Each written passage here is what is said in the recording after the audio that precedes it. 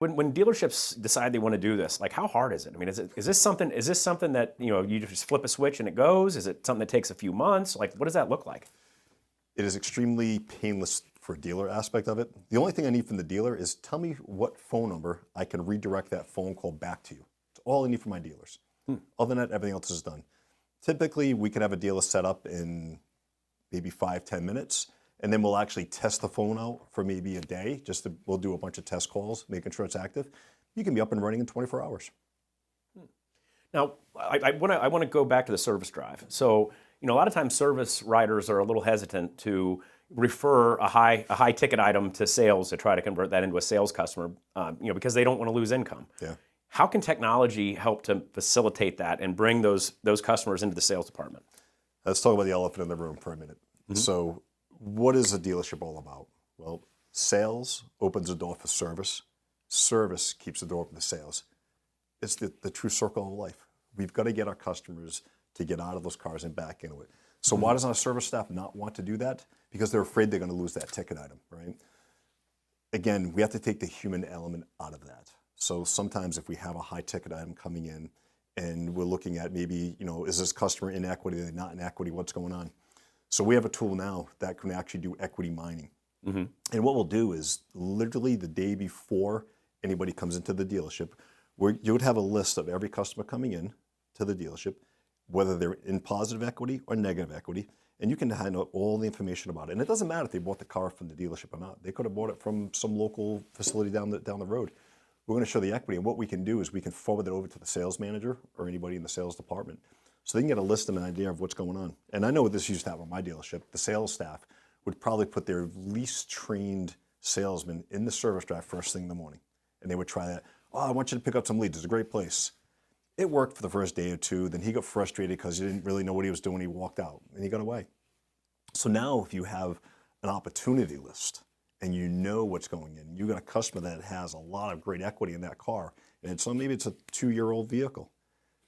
Now they can actually introduce themselves, give them an opportunity. And then maybe that car goes into the shop and needs quite a bit of work.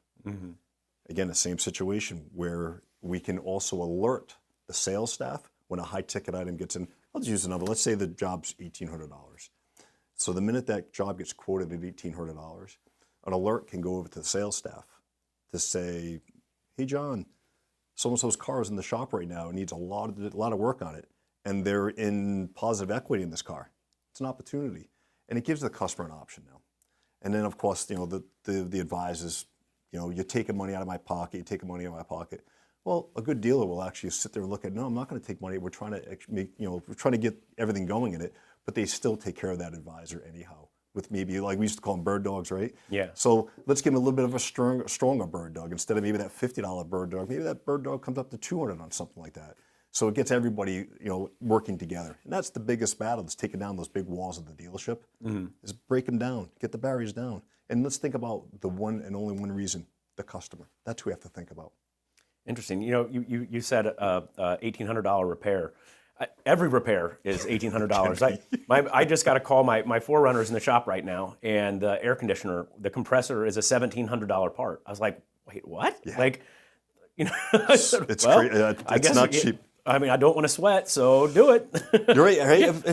In some situations, can they do it? Can they not do it? Right? Yeah. It's tough. You don't know what their positions are, and especially if you know someone's in that positive equity, and maybe they don't even realize they're in that positive equity either. I'm surprised. My 4Runner, I don't know any money on it because it's 5 years old. But they didn't ask me if I wanted to buy another car.